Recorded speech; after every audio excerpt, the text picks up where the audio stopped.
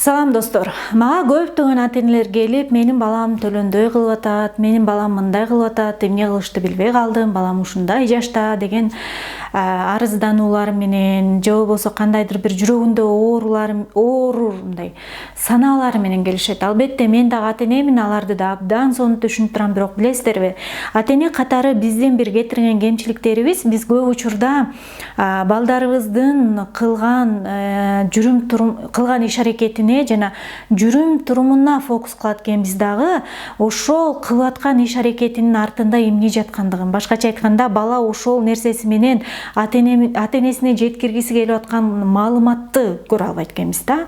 Баланын кандай гана кыймыл аракети, жүрүм туруму болбосун, артында бизге жеткире албай аткан кабары бар.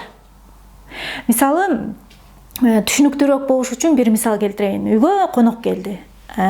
Кичирээк бала, тили чыгып калган, чуркап калган. Анан биз айтып калабыз, ушул киши келгенде эле менин балдарым бир башкача болуп калышат.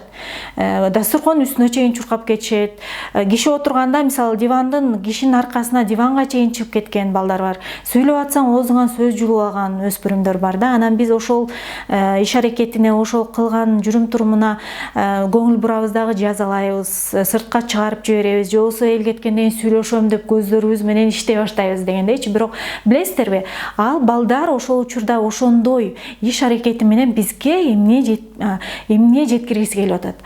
Аларга көңүл буруу жетишпей аткандыгынан кабар берет да. Демек, биз аларга конок келгенге чейин деле жакшы көңүл бурбайбыз. Көңүл буруу десе эле, эмне кылайын, мен иштеп атам, ушу балдар деп жашап атам да, жашоо маңызы балдарда. Мен керек болсо көчөдө эртеден кечке балдар деп үшүп-шишип соода кылып атам деген сөздү айткан жокмун. Ооба, сиз мунун баарын балдар үчүн кылып атасыз. Бирок балдар инсан, сезимдери бар, өздөрүнүн санаалары бар, өздөрүнүн кубанычтары бар, кайгылары бар.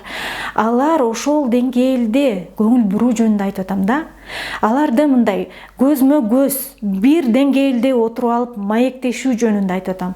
Эгер балада ошол жагы суусап турса, ал кандай гана аракет менен болбосун, сиздин көңүлүңүздү өзүнө бурдурганга аракет кылат. Айласы кеткенде жок эле дегенде мени кучактабаса дагы мени чапсын деп кылат экен кээ бир балдар. Кээ бир балдар жазаны ата-энемдин мага көңүл бурганы деп кабыл алат экен. Бул канчалык мындай өкүнүчтүү көрүнүш. Ошондуктан мен ата-эне катары чакырат элем. Сиз балаңыздын кандай гана көйгөй болбосун, ошол көйгөйдүн өзүнө эмес, ошол көйгөй аркылуу балаңыздын ары жагын, көйгөйдүн ары жагын караганга, анализ кылганга аракет кылыңызчы. Балаңыз ушул нерсе менен сизге эмне айткысы келип атат? Ошондо сиз тереңирээк түшүнгөнгө бул нерсе сизге жардам берет. Сизге ийгилик.